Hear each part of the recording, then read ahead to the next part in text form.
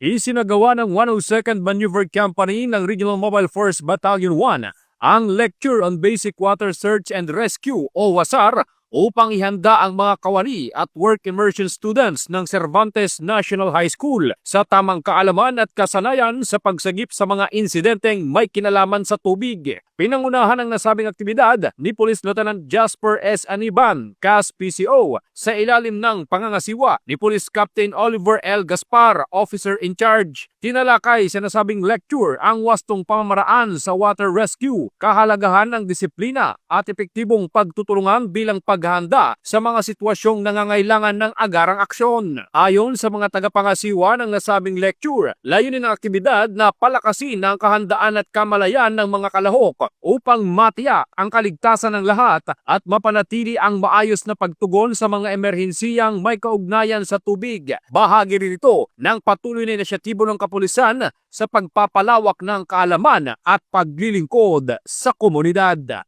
Mula dito sa Ilocos Region, ako ang inyong PNN Correspondent, Police Corporal J.R. Del Mendo, alagad ng batas, tagataguyod ng Balitang Pulis.